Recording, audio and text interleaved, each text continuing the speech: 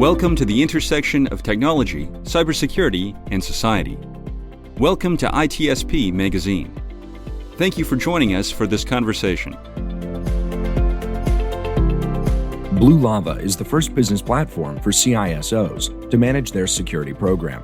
Blue Lava guides security leaders to effectively measure, optimize, and communicate their security program with confidence and ease in one platform. Learn more at bluelava.net. HITRUST is a leading data protection standards development and certification organization that strives to safeguard sensitive information and manage information risk for global organizations across all industries and throughout the third-party supply chain. Learn more at hitrustalliance.net. CrowdSec, the collaborative and open source cybersecurity solution. Analyze behaviors, respond to attacks, and share signals across the community for free. Let's make the internet safer together. Learn more at crowdsec.net. Black Cloak provides concierge cybersecurity protection to corporate executives and high net worth individuals to protect against hacking, reputational loss, financial loss, and the impact of a corporate data breach. Learn more at blackcloak.io. Modern application development needs modern application security. With our award-winning application security testing solutions, Checkmarx enables developers to securely accelerate their work. Learn more at checkmarx.com.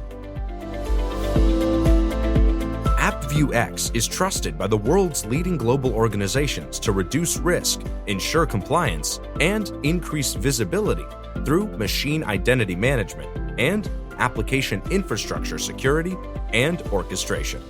Learn more at appviewx.com.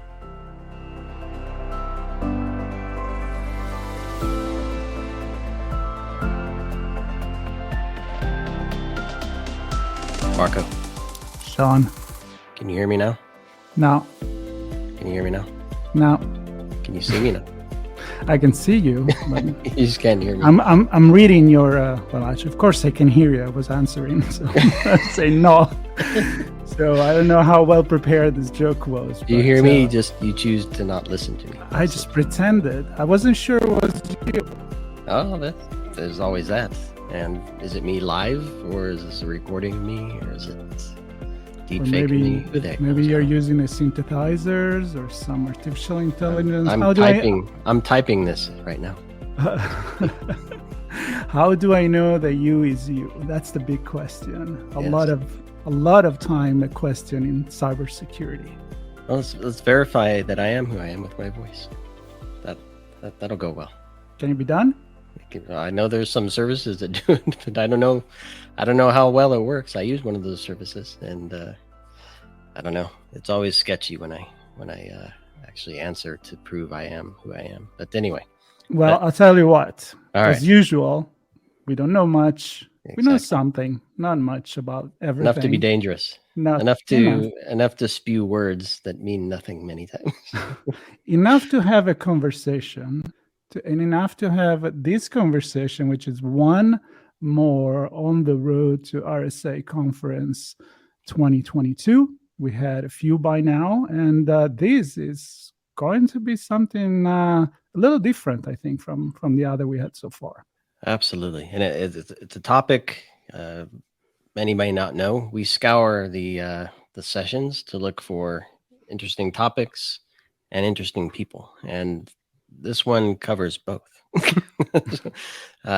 Topic: speech recognition, voice services, the value of that, where that technology is headed, but most importantly, how it's used for security and potentially adds risk to technologies that have issues with security then because of it. And Rebecca Kleinberger was kind enough to join us. She's a panelist on the session that's talking about this. Can you hear me now? I think trying to remember what the name of that was. Yeah, can you hear me now? Funny enough, I used that joke to start this off. And she's going to share with us a bit about this topic, and I'm excited. I'm going to be listening intently to the words from Rebecca. Rebecca, thanks for joining. Thanks for having me. And before we kick it off, let's hear who Rebecca is. What have you been up to? A little background on you and your role and the work you do with MIT and beyond. Sure. So I'm a voice expert and researcher at MIT. I'm also an academic liaison for Harman International, so I operate between university research and industry needs. And my expertise is on voice technology, specifically those that go beyond words. I don't study what we say, but how we say it, and all the individuality and uniqueness of your own voice. I even look at the relationships we have with our own voices and the voices of others. I recently finished my PhD from MIT on the future of voice technology beyond words. And that include a lot of different things. That include paralinguistic, biometrics, health and mental health assessments, and interventions based on voice. So I build interventions in the context of assistive technology around stuttering and aphasia, for group emotional intelligence, tools to make us aware of who talks most during meetings, also around the neurology of the voice, to understand the neural basis of voice production, but also to access the inner voice, this little voice in our head. And for instance, to create technologies for people with schizophrenia, auditory hallucinations. And finally, I also work on interspecies vocal interactions. So I deploy interfaces for animals in zoos and in the wild, but that's a different topic. Oh my goodness. And for Marco and I need that for each other, I think. Yeah, especially when English is not your first language, and but right. you know, I can relate to that. A good translator would be good. But okay, so this is going to be really, really tough for me to keep it on track, because just with your presentation, I have a farfillion, and that's the word I'm going to use, of questions, and I want to know. I'm curious. So let me try to focus, and Sean is going to help me to do that. This is, of course, focused on your presentation, your panel at RSA Conference. So the connection with security and the biometrics that we use for identity. And as Sean kind of mentioned at the beginning, I have a couple of services that I use, and they say, hey, do you want us to use your voice to access your account? And I'm like, I don't know, let me think about it. I mean, you're already using my face anyway. So tell us about the connection with all you do with security, and then we're going to go from there. Excellent. Yeah. So for RSA, I'm really excited to give this panel with Lisa Lee from Microsoft and Jeremy Grant from Venable on the topic of security implication of voice as the new keyboard. And we will discuss various challenges and implication of various new machine learning advances in voice biometrics. So what do we mean by voice biometrics? Well, it's really the use of the human voice to uniquely identify biological characteristics in the voice. And that can include authentication of individual. And compared to passwords or different tokens, that doesn't require any physical input. And there are various popular cases, use cases of biometrics in security. So again, I really focus on the voice biometrics, but there's a lot of different ways to think about biometrics. But when I think of voice biometrics, I start by thinking, what is it that we as humans can detect from someone else's voice? What are those elements, markers, parameters that are present in the voice when we talk? So when we're talking, of course, there is this notion of speaker identification. You can identify who is talking. And with machine learning, we call that also diarization, to know who is saying what. So even if it's your first time meeting someone, you get a sense of their age, their gender, or at least their hormonal identity, their accent, where they're from. And as a company, even if you don't have a user in your database, you can still learn some of those things from their voice. And biometrics really goes beyond identification of people. It can also predict a lot of things about, for example, someone's health. You can detect special diseases, heart disease, lung disease, from the voice. You can detect if someone is drunk, someone has been smoking, if someone is depressed. There's a whole field of mental health and health monitoring through the voice. And there are big discussion around even predicting things like autism spectrum disorder, dementia, or Parkinson just from the voice. And there are so many things. Oh, yeah, go ahead. I'm going to pause you there, and I know you have much more to say, but I want to take this moment because we started with biometrics, and then you start to present these use cases that, in my view, being the technical guy, starts creating massive amounts of metadata that define whoever is saying the words.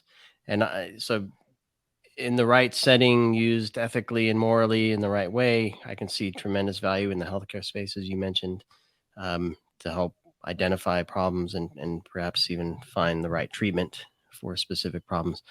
But I'm just wondering, with most things, if you don't think about the security implication, the more specific the privacy implications here, how does this data get created, collected, stored? Perhaps, I don't know if you have any insight into how it maybe is shared as well.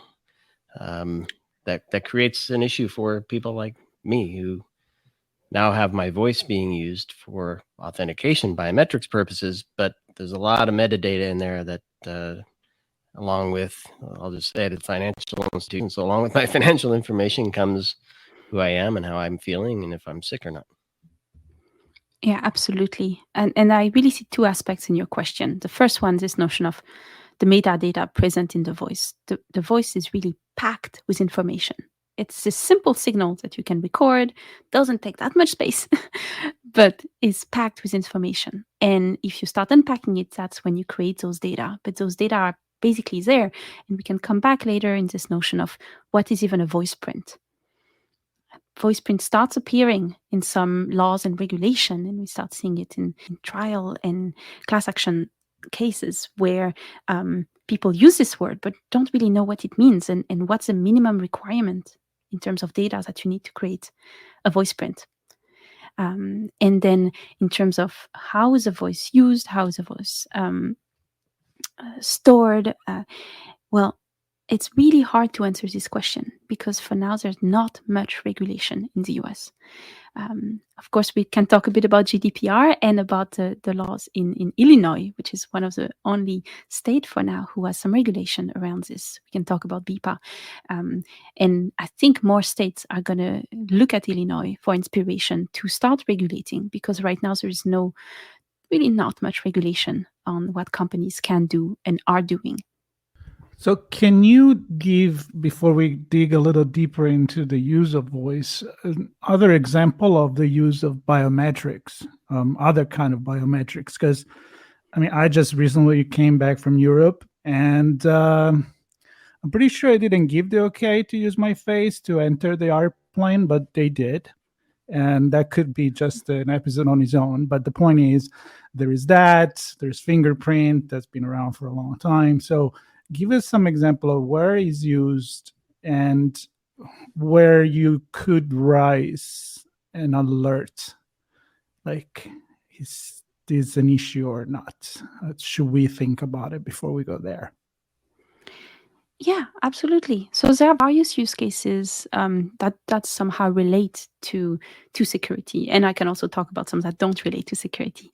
But in terms of security, contact centers, fraud detection, financial services, a lot of banks are very interested in using the voice.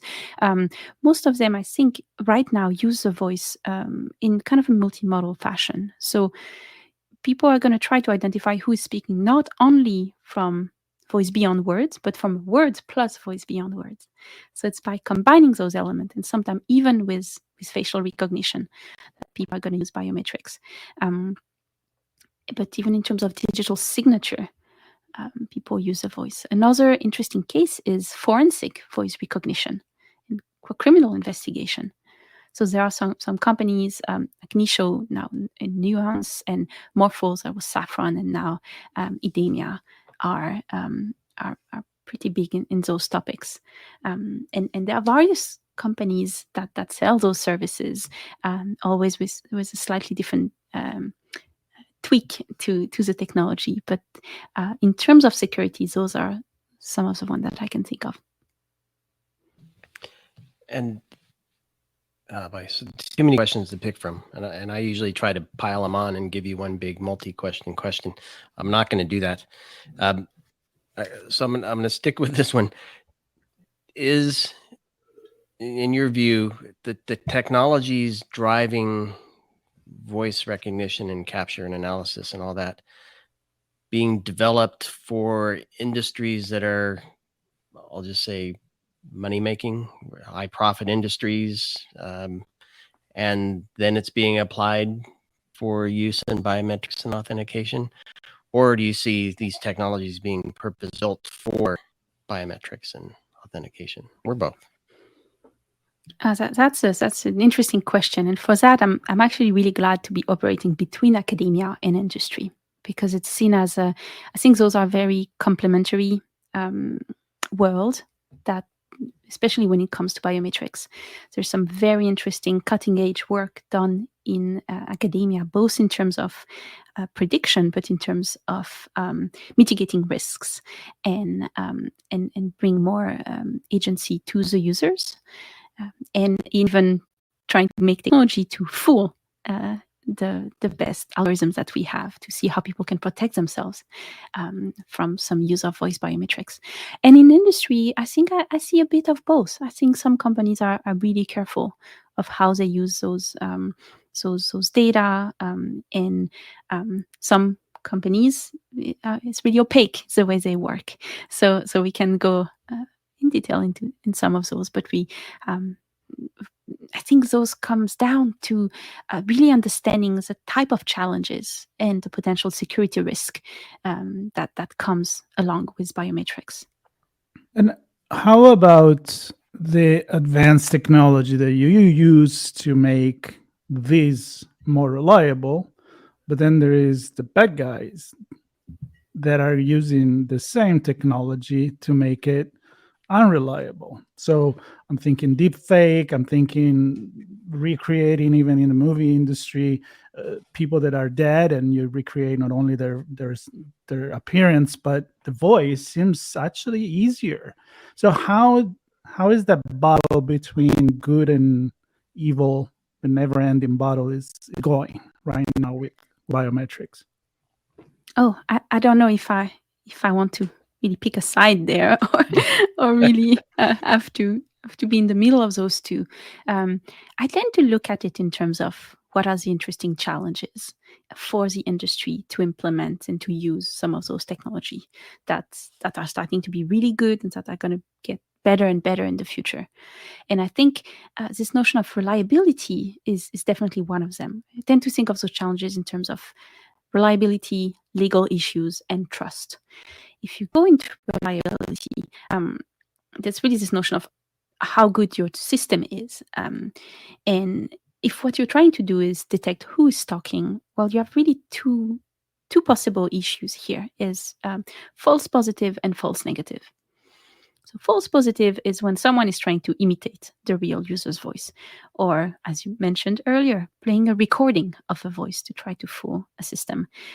We also talk about dolphin attacks, where you can actually play with frequencies to actually trigger or control someone else's Alexa or Siri system. And those are very interesting. Personally, I'm more interested in the false negative. The case of false negative, where you have the right person in front of you, but your system is not able to recognize it. And that can come for different reasons. One of them is maybe there's lots of background noise, or the network communication is bad. But I think one that we would all benefit in better understanding is it's actually because your voice change. And people's bodies do not remain static during their life. And that has a huge impact on voice biometric system reliability. And most of those changes happen during puberty. I think a lot of us are familiar with that. And it's actually a very common fail case for a lot of those biometric systems. They're not able to recognize when the voice is changing during puberty. That doesn't match voice prints anymore. And in terms of those voice changes, some of them are slow and some of them are fast. There are some fast changes like related to hormone. So your voice box is packed with hormone receptors. So evolutionarily, we really evolved to be able to communicate a lot of elements about our sexual identity, sexual readiness, far away just with our voice. And in my research on animals, we also detect that. Panda voices, you can detect their hormone level, but it's kind of the same with humans. So elements like puberty, postpartum, gender transition, all of that affect the reliability of voice biometrics. COVID-19 changes the voice quite a bit and might also create important false negative cases. But there are also slow changes of voice change as we age. We call that the aging voice syndrome or presbyphonia, or if you're a smoker, or if you have diseases. And I think it's quite important for both industry and academic work to really take into consideration the way the voice change in how we build our model. And I'm wondering, so I was dreaming of using your species translator to allow my dog to authenticate as me, right, to do some financial transactions. I'm joking a little bit there, but I guess I'm just wondering, going back to, there's, for the purposes of granting access to something is one thing, but then there's also monitoring what someone does. Fraud is a good example, right? Was it you that actually made that purchase at that shop? Did you speak into the point of sale system as you swiped your card or tapped your watch? Was that really you? And I can think when you get into kind of the business setting, who made that change to that critical server, or who made that wire transfer? So attribution. So not preventing you from doing something, but authenticating that you are you while you're doing something. And how reliable is that? That's a very good question. And I actually do think that this notion of the fact that our voice change, our voice is different for every person we talk to, our voice is different in the morning and in the evening. Those changes, as I said, could cause false negative, but they might actually help make our system more reliable. How can I be sure that, there are very, we can go in detail, but there are very different types of voice biometric recognition. Some of them, the company asks you to repeat a specific sentence or read a text. So it's kind of active voice recognition, and you kind of have a passive system where it's happening in the background. But if you really want to detect who is talking, knowing the way the voice changes in different situations might help you make sure that you're not, that someone is playing a recording, or that's actually the real person talking at that moment. That brings you a lot of context information. So, if I have recording of your voice 10 years ago, and if the voice that I have now is exactly the same, maybe it's actually not you. Maybe that's someone trying to use those previous recording. If I take into consideration this kind of arc of change of the voice, that might also help me get a more holistic idea of. Really long time to monitor and look for changes there. I could talk to you for hours. I think we will at some point on this topic at many different levels, but I want to shift directly to your session.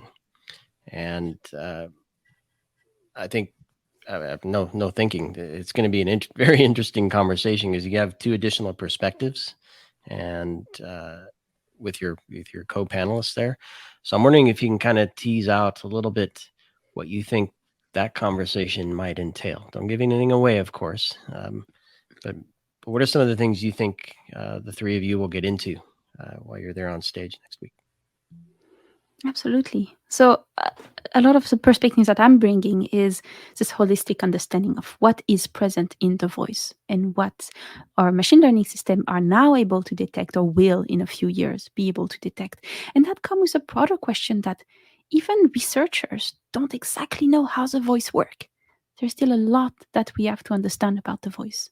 And that makes it tricky, because then if I have a recording today of something, what does that mean about what machines can do tomorrow that I have no idea they can do? And then my co-panelists bring very interesting industry expertise. And we're going to talk about a few aspects. One of them is a legal aspect of voice as biometrics. So there is really this rise in biometric litigation these days. So we're going to talk about BIPA, what does that mean in Illinois today, and what does that mean in the future. What elements in there might likely be adopted by other states or not, and how can company really prepare themselves for a legal and ethical use of the voice and create a full pipeline of data use. We're going to talk a little bit also about user trust. How do you gain user trust? And I think this notion of false positive and false negative are quite important, because if your user better understand what happened when it works, what happened when it doesn't work, that might also help. Specifically because that touches a lot of important societal questions right now. The risk of failure case are disproportionately affecting minorities that for which we have fewer data used in the training phase, and even atypical voices, for example, people who stutter. So how do we bring transparency and understanding around those questions? And what are different approaches that we can take to better understand and address security risks in biometrics? Nice. And I don't want you to give anything away, so you can say I'm not answering this question, but there's a description, part of the description that I have to ask about: silent speech recognition. I was going to go there. I don't know if you want to answer what that is, or will you answer that in the session and we'll let everybody figure it out then? Oh, I can give a teaser. Okay. So, and we're going to talk about that more with my co-panelists too, but I do a lot of work on inner voice. And inner voice is really interesting because it's been really studied more in terms of extreme case of auditory hallucination and schizophrenia. But most of us have experiences of the inner voice on a daily basis. When you read the text silently, or when you have a song stuck in your head, or when you rehearse for a talk, your auditory cortex is actually active. So you literally have a voice in your head talking. And I've done quite a bit of work at MIT with the neurology department to try to better understand the neural basis of this type of experiences, and can we access them one way or another. Access them to better understand the mind, access them to help individual, for example, with hallucination or with toxic inner dialogues.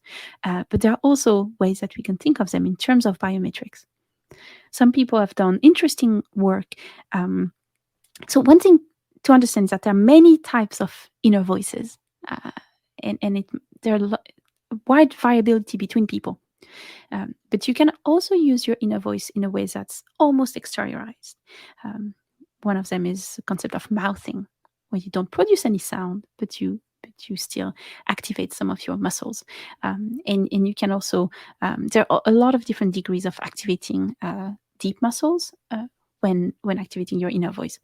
And those seem to be some that we can access. So some people have done interesting work in terms of wearables that can detect your inner voice. But those are a proactive, conscious element. We can't really go and pick up your inner voice without your consent so far.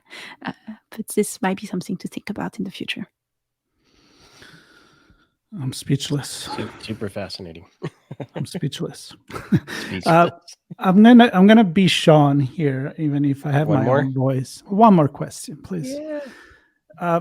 I like for you, and this is of course the invitation to come back and go much deeper into other aspects that are not necessarily related to cybersecurity. But for the cybersecurity, if you could maybe give me a look into the future, right? Because I can see, all the Mad Max movies and the Terminators and all the sci-fi Star Wars in my head, where there's no way that we can hide ourselves anymore, right? I mean, you're not going to be off the grid. You got the voice, you got movement, the way your heartbeat can be used to recognize you. I mean, I was reading an article about this.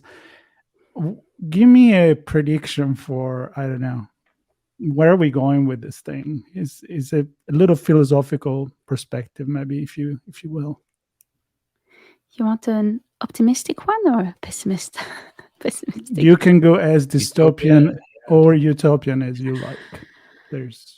Go for it. Well, let's see. There are kind of two directions. One is, and I think we're going to go a little bit in between those two.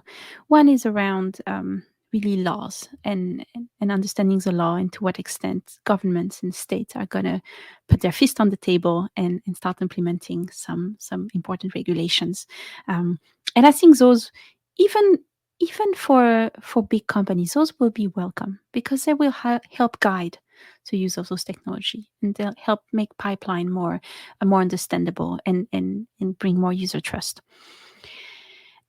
If you want to see if there were no regulation, how far can we go in using the voice to not only detect and find you anywhere you are, but even to access your mind or access some really pretty deep and subconscious element of the voice. So another topic that I'm really interested in, and I'm pushing research on this topic, is around voice modulation technology to affect the brain.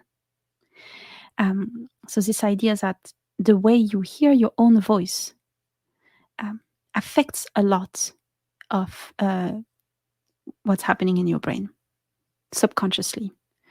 So, and for most of human evolution, that makes a lot of sense because you get a sense of the echoes. If you're in a small room, in a big room, you get a sense of your own state and you can react to it. But what happens when we can start using technologies to affect the way people hear their own voice?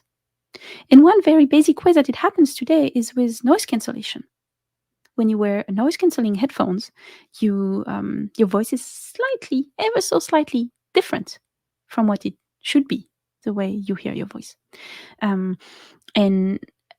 we think that, maybe it doesn't change anything. But for example, it seemed to help people who stutter become more fluent. It seemed to be even able to change some aspect of your mood and your mental state. So I've been working with different collaborators in creating other ways to modulate the way we hear our voice, to try to amplify some of those effects, whether it is helping people who stutter, whether it is making people stutter more, or making fluent people start stuttering, or can we change can we help people with emotion regulation by changing their voice ever so slightly?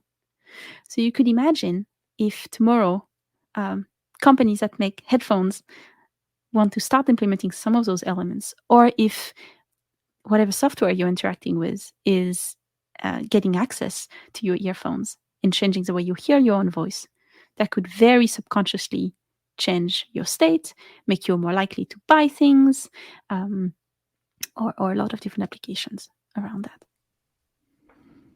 Wow. Wondering how that applies with someone that for the last 2 years, like us, been looking at ourselves in the video and listening to our own voice, recording a ton of podcasts, then editing that stuff. And how is that affecting?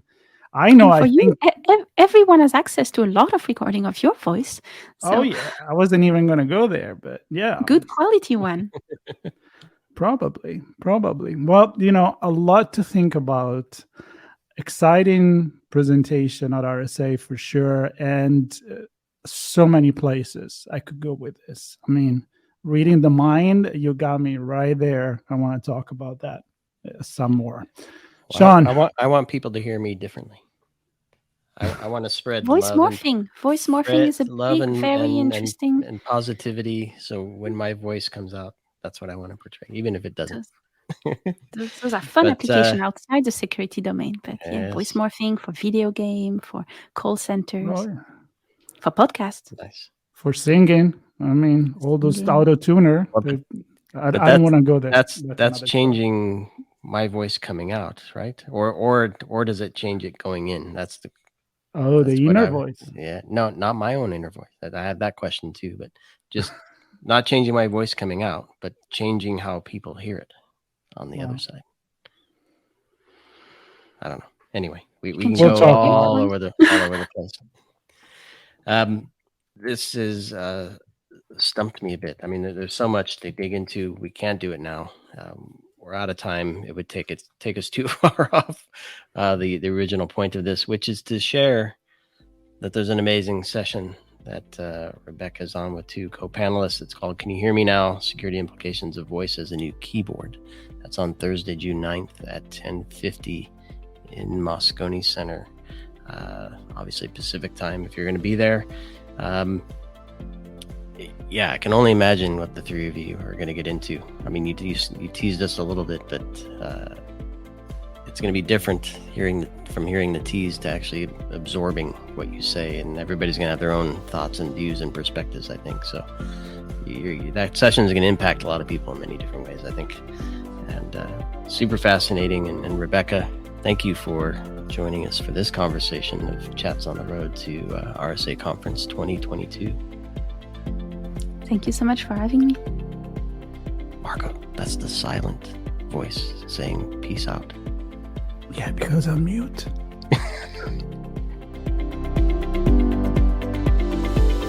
AppViewX is trusted by the world's leading global organizations to reduce risk, ensure compliance, and increase visibility through machine identity management and application infrastructure security and orchestration. Learn more at appviewx.com. Modern application development needs modern application security. With our award-winning application security testing solutions, Checkmarks enables developers to securely accelerate their work. Learn more at checkmarks.com. Black Cloak provides concierge cybersecurity protection to corporate executives and high net worth individuals to protect against hacking, reputational loss, financial loss, and the impact of a corporate data breach. Learn more at blackcloak.io. CrowdSec, the collaborative and open source cybersecurity solution. Analyze behaviors, respond to attacks, and share signals across the community for free. Let's make the internet safer together. Learn more at crowdsec.net.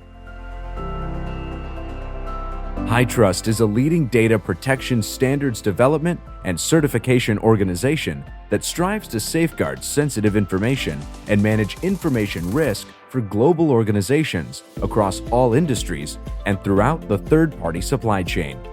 Learn more at hightrustalliance.net. Blue Lava is the first business platform for CISOs to manage their security program.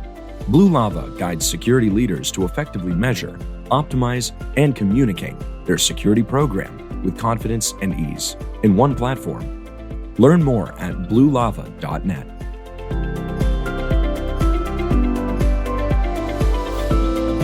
If you enjoyed this podcast, share ITSP Magazine with your friends, family, and colleagues. If you represent a company and wish to associate your brand with our conversations, sponsor one or more of our columns. Thank you for listening.